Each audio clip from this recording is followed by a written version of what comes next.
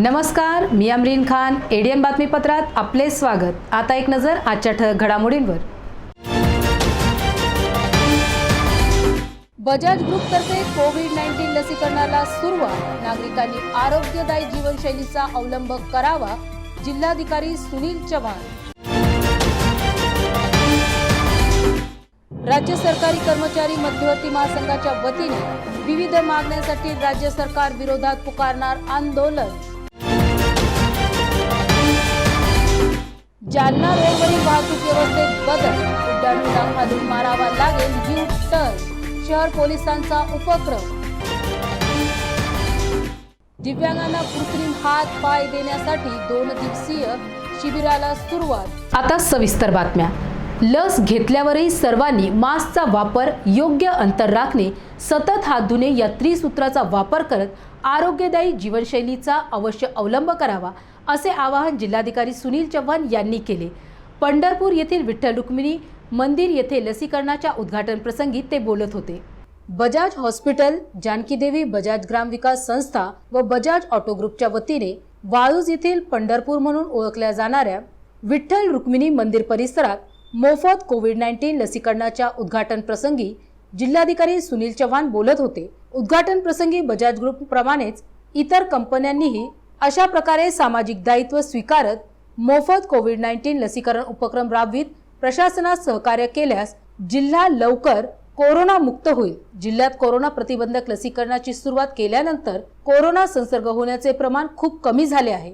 तरी नागरिकांनी बेसावध न राहता माझे कुटुंब माझी जबाबदारी प्रमाणे वागत मास्क वापरावा, शारीरिक अंतर पाळावे व सतत हात धुणे या त्रिसूत्रीचा वापर करावा, असे प्रतिपादन जिल्हाधिकारी सुनील चव्हाण यांनी केले.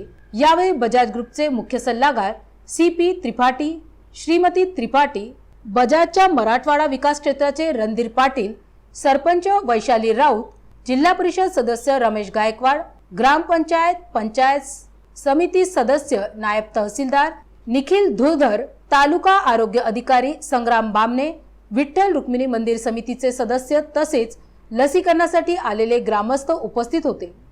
छावणी परिसरात अनिरुद्ध क्रीडा मंडळातर्फे कोरोना लसीकरण जनजागृतीसाठी पथनाट्य सादरीकरण करण्यात येत असून लसीकरण करणाऱ्यांसाठी मोफत रिक्षा उपलब्ध करून देण्यात आला आहे. अनिरुद्ध क्रीडा मंडळातर्फे कोरोना लसीकरण जनजागृतीसाठी छावणी परिसरात पथनाट्य सादरीकरण करण्यात आले. या पथनाट्याद्वारे तरुण पिढीला आणि वृद्ध यांना होणारे लसीकरण संदर्भातील समज गैरसमज दूर करण्यासाठी व लसीकरण केले पाहिजे, त्यामुळे कोरोनाचा संसर्ग आटोक्यात येईल या उद्देशाने 3 दिवसीय पथनाट्याचे आयोजन करण्यात आले होते. अनिरुद्ध क्रीडा मंडळाचे प्रमुख मार्गदर्शक व सल्लागार शांतीलाल जयस्वाल यांच्या हस्ते नारळ फोडून कार्यक्रमाची सुरुवात झाली. यावेळी बाबूलाल शेलार, सुनील डोंगरदिवे, आनंद दाभाडे, राजेश कांबळे, नितीन चौधरी, रिंकेश चौधरी, हर्षल मोहिते, रोहिणी धात्रक उपस्थित होते, अशी माहिती विजय चौधरी यांनी एडीएन न्यूजशी बोलताना दिली. की आता नवीन जे पिढी आपली 18 वर्षावरील त्यांना काही गैरसमज होते लसीकरणाबद्दल, त्यासाठी त्यांनी जागृती केली. किंवा जे जास्त वयस्कर आहे त्यांचं पण असं गैरसमज होतं काही, ते दूर करण्यासाठी आमच्या मंडळामार्फत एक छोटीचं का होईना पण आम्ही एक प्रयत्न केला व यासाठी जनजागृती केली. 3 दिवस आम्हाला यासाठी प्रतिसाद मिळाला आणि आमच्याच मंडळामार्फत लसीकरणासाठी रिक्षा पण मोफत ठेवलेली आहे. लसीकरण केंद्रापर्यंत घरून लसीकरण केंद्रापर्यंत आम्ही घेऊन जातो, सोडतो आणि काही अडचणी असतील ते दूर करतो. सर्व युवकांना, वयोवृद्धांना एक नम्रतेची व कळकळीची विनंती आहे की त्यांनी आपल्या परिवाराचा लसीकरण करून घ्यावा, जेणेकरून परिवार, आपला परिसर, आपला मोहल्ला, शहर आणि देश हे कोरोनापासून मुक्त होऊ. आणि लसीकरणच एक असा पर्याय आहे की आपण कोरोना हरू शकतो. जर आपण दुसऱ्यांना मदत केली तर आपल्याला आनंद मिळतो, असे प्रतिपादन एका जोडप्याने वाढदिवसाच्या दिवशी घाटीत अन्नदान करून केले. शनिवारी एका जोडप्याने घाटी रुग्णालयामध्ये रुग्णांच्या नातेवाईकांना अन्नदान केले. औचित्य होते वाढदिवसाचे. शहरातील दाम्पत्य असलेले राजीव डहाळे आणि किरण डहाळे यांनी त्यांचा वाढदिवस अन्नदान करून साजरा करण्याचे ठरवले. त्यानुसार शनिवारी त्यांनी घाटी रुग्णालय गाठले रुग्णालयातील रुग्णांच्या नातेवाईकांसाठी पॅकिंग प्लेटमध्ये शिजवलेले अन्न आणि पाण्याची बॉटल असे साहित्याचे वाटप करून यांनी वाढदिवस साजरी केला। जर आपण दुसऱ्यांना मदत केली तर आपल्याला आनंद मिळतो, असे मत या दाम्पत्याने एडीएनशी बोलताना व्यक्त केले। वाढदिवसाच्या निमित्ताने काहीतरी चांगलं करण्याचे गरिबांना जेवण द्यावं म्हणून 150 प्लेट्स जेवण दिले सगळ्यांना। हा वाढदिवस असा आगळावेगळा साजरा व्हावा म्हणून या निमित्ताने हे सगळं केलं आणि खूप आनंद वाटला। जो वेगळा आनंद मिळतो त्याच्यातून खूप छान होतं, मनाला शांती देणार। लग्नानंतर पहिला बड्डे म्हणून म्हटलं आपण हॉटेल पार्टीज करण्यापेक्षा की एक वेगळा आनंद मिळू शकतो आणि तो मिळतो जर आपण दुसऱ्यांना मदत केली, मग कोणत्याही रूपात असो। तर आज आम्ही पहिल्यांदाच असं ट्राय केलं। 170 प्लेट्स आम्ही वाटल्यात, पाणी बॉटल्स इथे आपण पाहू शकता घाटीमध्ये जे सगळे आहेत तिथे ओपीडीच्या बाहेर, कॅज्युअल्टीच्या बाहेर।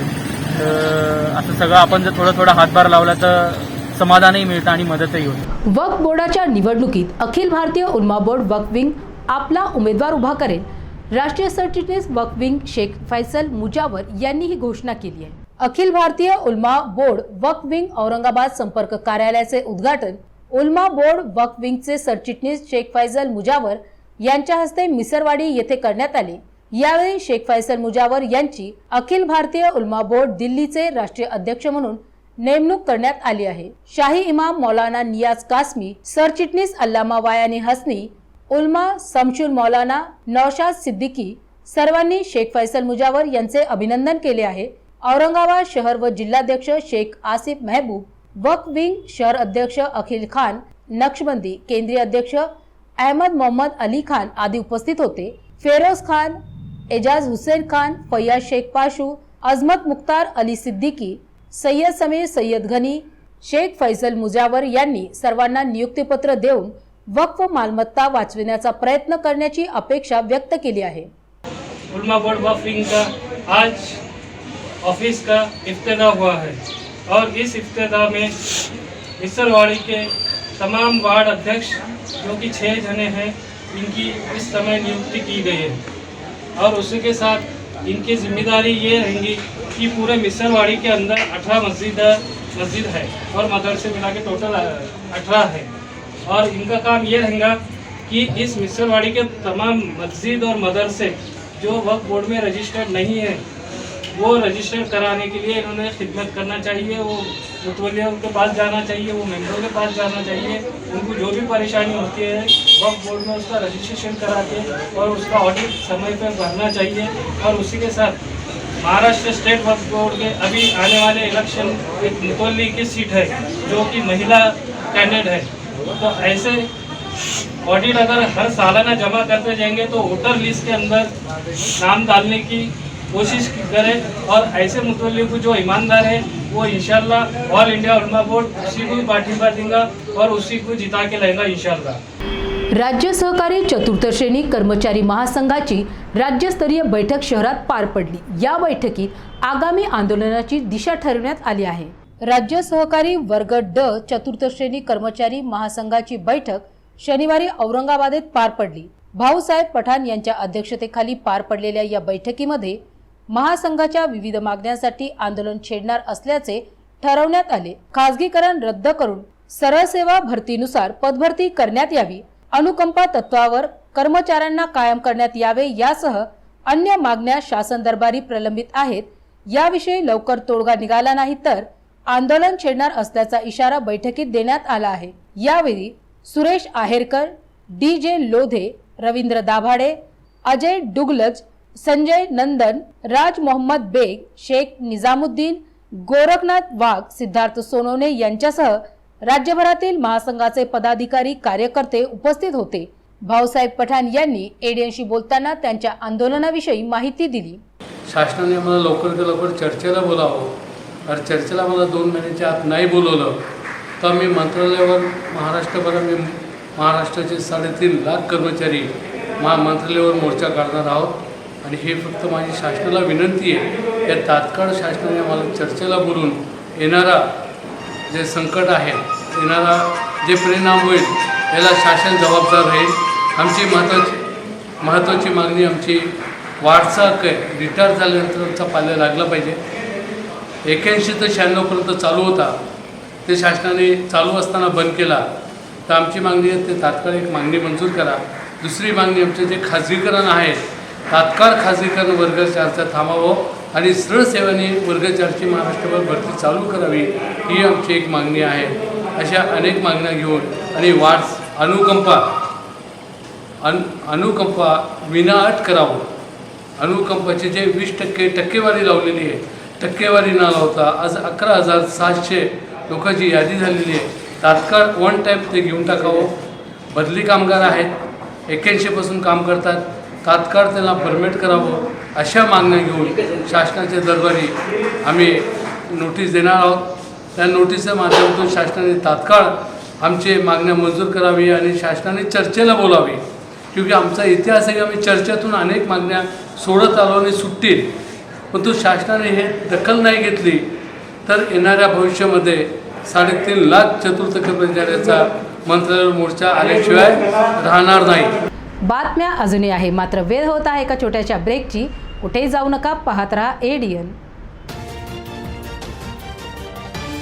क्या आपके काम बनते बनते बिगड़ जाते हैं? क्या आपकी तरक्की में बाधा है? कैसे परिवार में आए खुशियाँ, कैसे दूर होगी समस्याएं? अब हर समस्या का समाधान सिर्फ एक फोन पर। जिनके किए हुए काम से देश विदेश में हजारों लोग खुशियां भरी जिंदगी जी रहे हैं। नौकरी, कारोबार, गृह कलेश, विदेश यात्रा, प्रेम विवाह, बंदिश बाधा, प्रॉपर्टी, रूठे को मनाना, चौकी की शक्तियों जैसी समस्याओं का समाधान सिर्फ एक फोन पर। लव मैरिज जैसी समस्याओं के विशेषज्ञ 101% तुरंत लाभ। जब अपनी बहन के कहने पर मैं बाबा अकबर खान बंगाली के पास गई तो गृह कलेश और हस्बैंड से सौतन दूर हो गई। ये बाबा का चमत्कार था।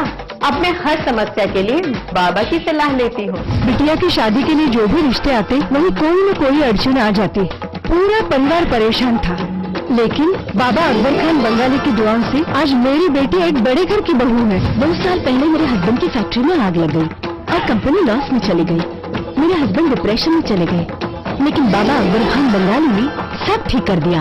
आज हमारी कंपनी भारत की नंबर 1 एक्सपोर्ट कंपनी है। मेहनत और ईमानदारी के बावजूद मैं पिछले 3 सालों से एक ही पोस्ट पे काम कर रहा था, पर बाबा अकबर खान बंगाली की दुआओं से मेरा झट से प्रमोशन हो गया और आज मैं जनरल मैनेजर हूँ। जिस लड़के के साथ मेरा अफेयर था, मैं उसी से शादी करना चाहती थी, लेकिन उसके घर वाले राजी नहीं थे। लड़का भी उन्हीं की सुनता था, मगर बाबा अकबर खान बंगाली ने चमत्कार कर दिया और सब लोग इस रिश्ते के लिए राजी हो। मुटकरनी और वशीकरण स्पेशलिस्ट बाबा अकबर खान बंगाली। कोई समस्या हो तो एक बार जरूर मिले। हर समस्या को जड़ से मिटाने वाले बाबा अकबर खान बंगाली 15 साल से एक ही स्थान पर। क्यों न हो, एक बार अवश्य मिले। बाबा अकबर खान बंगाली।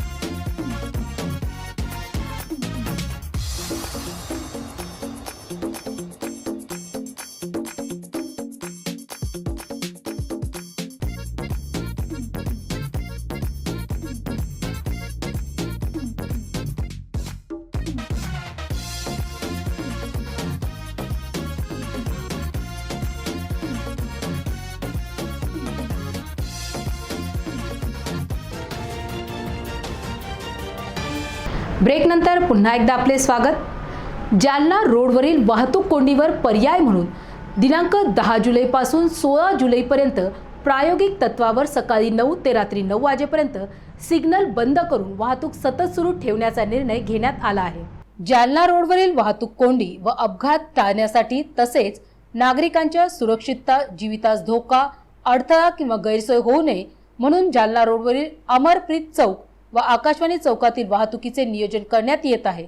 जालना रोडवरील अमरप्रीत चौक व आकाशवाणी चौक येथे दररोज सकाळी 9 ते रात्री 9 वाजेपर्यंत सिग्नल बंद करून वाहतूक सतत सुरू ठेवून वाहतूक सुरळीत चालू राहण्याकरिता वाहतुकीमध्ये तात्पुरत्या स्वरूपात बदल करीत आहे।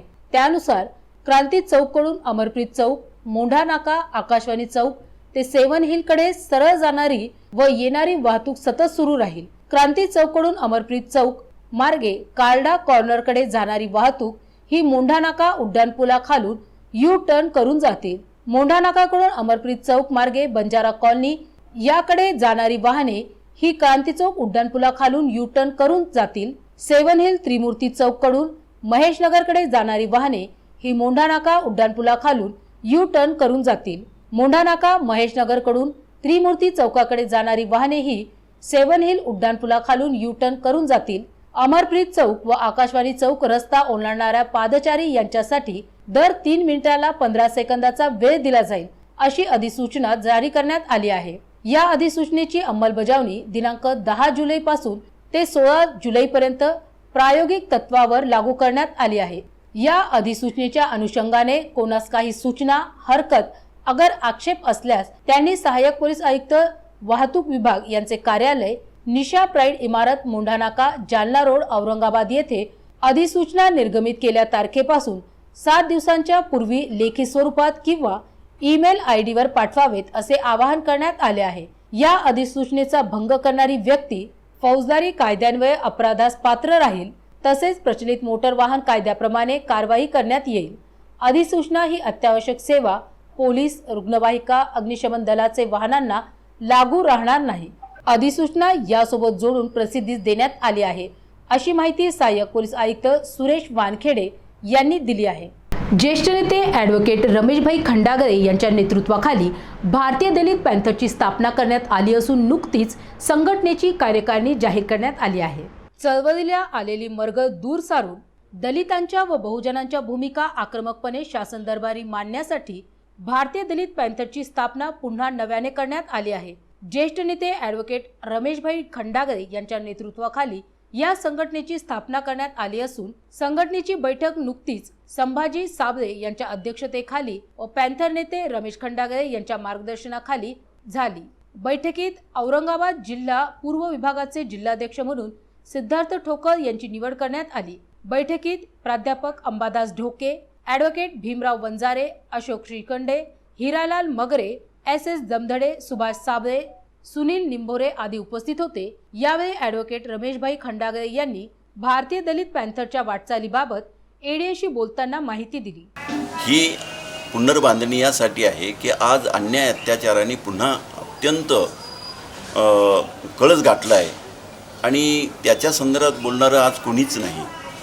कोणी त्या संदर्भात बोलायला तयार नाही, सत्ताधारी त्याची दखल घ्यायला तयार नाहीत आणि म्हणून पॅंथरचा संघर्ष आम्हाला सुरू करायचा आहे आणि तो 27 जुलैपासून नामांतर दिनाच्या ठरावापासून आम्ही ती सुरुवात करणार आहोत। नामांतर सभागृहामध्ये, दोन्ही सभागृहामध्ये नामांतराचा ठराव 1978ला झाला होता आणि तो ठराव अंमलात आला नाही, परंतु संघर्ष मात्र एवढा झाला की बेचिराग करून टाकलं होतं मराठवाडा। गोरगरिबांचे घरं उद्ध्वस्त झाले होते, बलात्कार झाले आया बहिणींवर आणि अत्यंत भयानक अशा पद्धतीनं तो अत्याचार झाला होता आणि तो संघर्ष आजही संपलेला नाही। आजही त्याच पद्धतीनं संपूर्ण महाराष्ट्रात नवे देशातच हे संपूर्ण चित्र आता पुन्हा उभं राहत आहे आणि ह्यासाठी कोणी बोलायला तयार नसल्यामुळे आम्हाला पॅंथरची पुन्हा आवश्यकता वाटते आणि म्हणून आम्ही पॅंथरचं पुनर्जीवन करू। घाटी रुग्णालयात उपचार घेत असलेल्या रुग्णांच्या नातेवाईकांची किरकोळ विक्रेते सर्रास लूट करीत असल्याचे चित्र दिसून आले आहे। घाटी रुग्णालय परिसरामध्ये विविध प्रकारच्या चाचण्या करणाऱ्या लॅबचे प्रतिनिधींचा सुळसुळाट नेहमीच असतो। रुग्णांच्या रक्त, लघवी तपासण्या व इतर तपासण्यांसाठी हे विविध लॅबचे प्रतिनिधी जादा दर आकारतात। याबरोबरच रुग्णालय परिसरामध्ये परिसराच्या बाहेरील हॉटेल्सचे चहा व फराळ विक्रेते वावरत असतात। यांच्याकडे पाण्याची बॉटल व नाश्ता हा जादा दराने विक्री केला जातो, तर सिगारेट गुटखा सुद्धा अवैधरित्या विक्री केली जाते। या सर्व प्रकारामुळे रुग्णांच्या नातेवाईकांची सर्रास लूट होत असून याकडे प्रशासनाने लक्ष देण्याची मागणी काही रुग्णांच्या नातेवाईकांनी एडीएशी बोलताना केली आहे। आमच्याकडून जास्त दराने पैसे घेतात आहे। 20 रुपयाला बिस्लरी देत आहे, 50 रुपयाला मिसळपाव आहे, 20 रुपयाला वडापाव देत आहे। इथं घाटी व्यवस्थापनाने थोडं आमच्या इकडे लक्ष द्यावं अशी आमची विनंती आहे। साफसफाईकडे लक्ष नाही आहे, विक्रेते खूप लूट करत आहे, ते थोडं लक्ष देण्यात यावं। साधारणतः विचार केला तर 5 रुपयाला चांगल्या क्वालिटीची चहा गेटच्या बाहेर गेलं तर मिळते। या ठिकाणी 7 रुपयाला 10 रुपयाला चहा आहे आणि 35 ते 40 रुपयाला मिसळ आहे आणि 15 रुपये 20 रुपयाला या ठिकाणी भजे विक्री केली जात आहे। तर माझी घाटी प्रशासनाला विनंती आहे की या ठिकाणी आपण जे स्टॉल लावण्याची परवानगी या लोकाला दिली आहे त्या लोकाला आपण आपल्या नियमाप्रमाणे यांना रेट ठरवून देण्यात यावे की जेणेकरून या ठिकाणी ग्रामीण भागातून अवघ्या मराठवाडा नव्हे तर महाराष्ट्रातून या ठिकाणी लोक येतात, त्यांना योग्य ती सर्व्हिस ह्या गोरगरीब जनतेला या परिसरात मिळाली पाहिजे। तर याच्यावर लवकरात लवकर घाटी प्रशासनाने निर्णय घ्यावा जेणेकरून ग्रामीण भागातील आणि गरजू लोकांची या ठिकाणी लूटमार होणार नाही याची काळजी या घाटी प्रशासन या ठिकाणी घेण्याची गरज आहे। सोसायटी फॉर ह्युमन एम्पॉवरमेंट व प्रेरणा ट्रस्ट यांच्या वतीने दिव्यांगांना कृत्रिम हात, पाय व अन्य अवयवांचे वाटप सुरू करण्यात आले आहे। अनेक दिव्यांग व्यक्तींना कृत्रिम हात, पाय विकत घेणे शक्य नाही। ही बाब लक्षात घेत दिल्ली येथे फॉर ह्युमन एम्पॉवरमेंटची स्थापना करण्यात आली। प्रेरणा ट्रस्टच्या सुभेदारी गेस्ट हाऊस समोरील कार्यालयात या शिबिराचे औपचारिक उद्घाटन पार पडले। शिबिरात रुग्णांची तपासणी केल्यानंतर कृत्रिम अवयव व सहाय्यक साधने साहित्याचे वाटप करण्यात आले। औरंगाबादसह मराठवाड्यातील दिव्यांग व्यक्तींसाठी प्रेरणा ट्रस्टच्या सहकार्याने आयोजित कृत्रिम हात, पाय, कॅलिपर्स, कुबड्या वाटप शिबिराला सुरुवात झाली। हे शिबिर 11 जुलैपर्यंत सुरू राहणार आहे। शिबिराच्या यशस्वीतेसाठी प्रेरणा ट्रस्टचे कार्याध्यक्ष अनिल सावे, अब्दुल हुसैन, फारुख जमाल, डॉक्टर अभय कामरा, प्रेमराज पाटील, प्रकल्प संचालक रजनी मोहन, डॉक्टर रणजितराम, दीपक उरगुंडे, साहेबराव मस्के, गंगाधर मलकू नाईक, संजय शेजू, वैशाली बागुल, राजू पवार शिबिरासाठी पुढाकार घेत आहेत। आज आपला जो मागे आम्ही कॅम्प घेतलेला आर्टिफिशियल लिम्स आपण अपंग लोकांसाठी देण्यासाठी तो आज कंप्लीट करतो आहे। आज आणि उद्यामध्ये उरलेले 28 पेशंट्स ज्यांना जे काय रीचेकिंग करून परत जे लावायचं होतं ते सगळं करून देतो आहे। तर त्यांच्यासाठी आमची टीम जी आली होती ती परत आलेली आहे आणि ती पूर्ण टीम सगळ्या पेशंट्सना बघते आहे। ज्यांना त्यांच्या आर्टिफिशियल लिम्सला करेक्शन पाहिजे होतं ते करेक्शन करून देतो आहे आणि ते करेक्शन करून आपण त्यांना ट्रायल देतो आहे आणि मग त्यांचं ते कंप्लीट होऊन जाईल। असे एकूण 206 लिम्स आपण दिले होते, त्यापैकी आता 28 जणांचं करेक्शन होतं। तर ते 28 करेक्शन्स आज 14 होती आणि उद्या 14 करून आपण ह्या 28 जणांचं पूर्ण करेक्शन करून त्यांना पूर्णपणे कंप्लीट करू। हो, पूर्णपणे मोफत आहे। ह्याला गुडियरचं सपोर्ट आहे आणि गुडियर त्यांच्या CSR फंड्समधून पैसे देत आहे आणि प्रेरणा ट्रस्ट त्याबरोबर ते दिल्लीची आमची पार्टी आहे पार्टनर्स त्यांच्याबरोबर आम्ही करतो। गंगापूरच्या लोकप्रतिनिधी व अधिकाऱ्यांनी नक्षत्रवाडी येथील STP प्लांटची पाहणी करून गंगापूर येथे उभारण्यात येणाऱ्या STP प्लांटचे नियोजन करीत याबरोबरच या प्लांटबाबत गैरसमज पसरू नये असे आवाहनही करण्यात आले आहे। गंगापूर येथील मलनिस्तारण कामासाठी STP प्लांट उभारला जाणार आहे। हा प्लांट 4.5 MLD क्षमतेचा असून यासाठी 38 कोटींचा निधी मंजूर करण्यात आला आहे। या STP प्लांटच्या नियोजनापूर्वी गंगापूर येथील लोकप्रतिनिधी व अधिकाऱ्यांनी नक्षत्रवाडी येथील औरंगाबाद मनपाच्या STP प्लांटला भेट देऊन परिपूर्ण माहिती घेतली। यावेळी STPचे हेड सादिकभाई इंजिनियर, नगरसेवक प्रदीप पाटील, मौलाना सय्यद युसुफ, नगरसेवक मोहसिन चाऊस, नगरसेवक नईम मंसूरी, अजहर सिद्दीकी, अब्रार बकोदा, समाजसेवक वाजिद कुरेशी, अलीम कुरेशी सर, जुबेर वस्ताद, अफरोज शेख, हबीब मुन्ना, नवाज शेख, शफीक शेख, महमूद सैयद, हुसैन शेख, अतीक पटेल आदींची उपस्थिती होती। आज गंगापुर से 40 किलोमीटर दूर औरंगाबाद में मेरे साथ में सब मुस्लिम भाई यही जगह पे जो एसटीपी प्लांट है 136 एमएलडी का ये एसटीपी प्लांट है, ये देखने के लिए हम खास तौर से आए थे कि गंगापुर सिटी में सब मुस्लिम भाइयों को गुमराह करने का काम चल रहा था कि आपके एरिया में अगर ये एसटीपी होता है तो इसकी बहुत बदबू आएंगी। मैं इस ताल्लुक से मैं सभी शहरवासियों को यह विनती करता हूँ कि आपको अगर कोई ये हो तकलीफ हो तो आप यहाँ पे नक्षत्रवाड़ी में 136 एमएलडी का ये जो बड़ा प्लांट है यहाँ पे आप आ सकते हैं। अपना नगर परिषद गंगापुर का एसटीपी प्लांट ये 4.5 एमएलडी का है। 4.5 एमएलडी बोले तो इससे 36 गुना कम जिसकी कैपेसिटी है। वहाँ पे 2 गार्डन है। वहाँ पे ये जो एसएसएफ का टेक्नोलॉजी इन्होंने 2017 में यूज़ करी वाली एसटीपी प्लांट के लिए अपनी एमएमआरडी टेक्नोलॉजी उससे भी एडवांस। तो इस हिसाब से मैं सभी से कहना चाहता हूँ, अपना मंदिर रहो, मस्जिद रहो, चर्च रहो, बुद्ध विहार रहो, यहाँ पे जैसा शौचालय बनता है वो शौच का पानी जो तरीके से गंदगी फैलाता है लेकिन अपन उसको क्लीन करते हैं, उसी तरीके से ये जो शौच का घर का पानी रहो या मंदिर मस्जिदों का पानी रहो, ये जो बंद पाइप में से जाएगा इससे जो ज़मीन में इसका पर्कुलेशन होने की वजह से ये जो बीमारी फैलती है, ये बीमारी कहाँ पे तभी कंट्रोल होना। ये हिसाब से गवर्नमेंट ने एसटीपी प्लांट के लिए नगर परिषद गंगापुर को 38 कोटी रुपए का प्लांट की मंजूरी आमदार प्रशांत बम इनके नेतृत्व में दी थी। मैं सभी भाइयों से गुजारिश करूंगा कि आपकी अगर गलतफहमी हुई है तो आप मेरे साथ में जो गंगापुर के तमाम लोग आए वाले इनसे ही पूछो कि हमने अंदर गए इतनी सी भी बू उसकी आती नहीं। एसटीपी प्लांट विषयी गैरसमज पसरू नये असे आवाहन मौलाना युसुफ यांनी एडीएनशी बोलताना व्यक्त केले। एडीएनसाठी तालुका प्रतिनिधी वसीम सय्यद, गंगापूर। शेवटी पुन्हा एकदा आजच्या ठळक बातम्या।